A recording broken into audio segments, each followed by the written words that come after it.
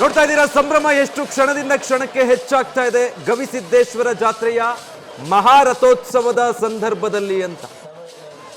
ಈಗ ಆ ತೇರನ್ನ ಎಳೆದುಕೊಂಡು ಹೋಗ್ತಾ ಇದೆ ಭಕ್ತ ಸಮೂಹ ಭಕ್ತಿ ಭಾವದಲ್ಲಿ ಅಜ್ಜನಿಗೆ ನಮಿಸ್ತಾ ಸೇರಿರುವ ಲಕ್ಷಾಂತರ ಭಕ್ತರ ಕಡೆಗೆ ತೇರಿನಲ್ಲಿ ಕುಳಿತು ಅಜ್ಜನು ಕೂಡ ದೃಷ್ಟಿ ಹಾಯಿಸ್ತಾ ಭಕ್ತ ಮತ್ತು ದೇವರ ನಡುವಿನ ಭಕ್ತಿ ಭಾವದ ಸಂಬಂಧ ಗವಿಸಿದ್ದೇಶ್ವರ ಜಾತ್ರೆಯಲ್ಲಿ ಇಷ್ಟರ ಮಟ್ಟಿಗೆ ಅನಾವರಣ ಆಗಿರೋದು.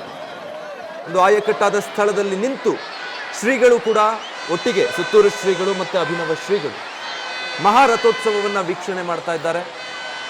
ಒಂದಷ್ಟು ಹತ್ತಿರದ ದೃಶ್ಯಗಳು ಕೂಡ ಲಭ್ಯ ಆಗ್ತಾ ಇತ್ತು, ನಾವು ನೋಡ್ತಾ ಇದ್ವಿ.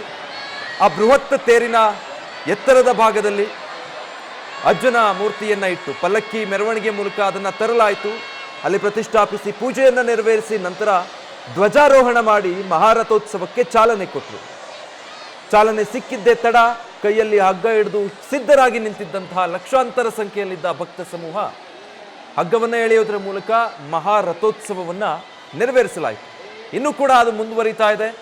ಸಮಯ ಕಳೆದ ಹಾಗೆಲ್ಲ ಅಲ್ಲಿ ಒಂದೊಂದೇ ಬಣ್ಣ ಬಣ್ಣದ ವಿದ್ಯುತ್ ದೀಪಗಳು ಕಂಗೊಳಿಸಲಿಕ್ಕೆ ಆರಂಭ ಆಗ್ತಾ ಇದ್ದ ಹಾಗೇನೆ ಜಾತ್ರೆ ಮತ್ತಷ್ಟು ಕಳೆಗಟ್ತಾ ಇದೆ. ಅಲ್ಲಿ ನೋಡಿದ್ರೆ ನಿಮಗೆ ನೆಲನೇ ಕಾಣೋದಿಲ್ಲ, ಮೇಲಿಂದ ನಿಂತು ನೋಡಿದ್ರೆ ನೆಲನೇ ಕಾಣೋದಿಲ್ಲ, ಅಷ್ಟರ ಮಟ್ಟಿಗೆ ಕಿಕ್ಕಿರಿದ ಜನ ಸೇರಿದ್ದಾರೆ. ನೋಡ್ಬೋದು ನೀವು ಈ ದೃಶ್ಯದಲ್ಲಿ.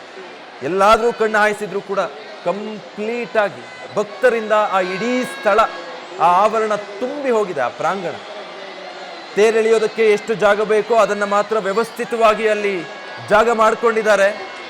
ಆವರಣದಲ್ಲೆಲ್ಲ ಅಲಂಕೃತ ಆಗಿದೆ. ಕತ್ತಲಾಗ್ತಿದ್ದ ಹಾಗೆ ಅದರ ಅಲಂಕಾರದ ಸೊಬಗು ಮತ್ತಷ್ಟು ಮೆರುಗು ಹೆಚ್ಚಾಗೋದಕ್ಕೆ ಆರಂಭ ಆಗ್ತಾ ಇದೆ. ಇನ್ನೊಂದು ಸ್ವಲ್ಪ ಕತ್ತಲೆ ಆವರಿಸ್ತಿದ್ದ ಹಾಗೆಯೇ ಇನ್ನೂ ಅದ್ಭುತವಾಗಿ ಕಾಣುತ್ತೆ ಇಡೀ ಜಾತ್ರೆ. ನೋಡಿ ಈ ದೃಶ್ಯದಲ್ಲಿ ನೀವು ನೋಡ್ಬೋದು, ಅಲ್ಲಲ್ಲಿ ಈಗ ವಿದ್ಯುತ್ ದೀಪಗಳು ಹೊತ್ತಿಕೊಳ್ತಾ ಇದೆ. ಬಣ್ಣ ಬಣ್ಣದ ವಿದ್ಯುತ್ ದೀಪಗಳು, ಸೀರಿಯಲ್ ಸೆಟ್ಗಳನ್ನೆಲ್ಲ ಹಾಕಿ ಅದ್ಭುತವಾಗಿ ಅಲಂಕರಿಸಿದ.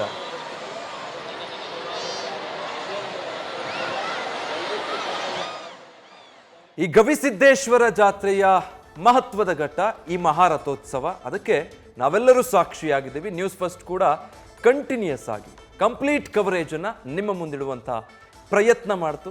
ನಾವೆಲ್ಲರೂ ಸೇರಿದ ಹಾಗೆ ಲಕ್ಷಾಂತರ ಭಕ್ತರು ಆ ಮಹಾರಥೋತ್ಸವದ ಕ್ಷಣಕ್ಕೆ ಸಾಕ್ಷಿಯಾಗಿದ್ದಾರೆ.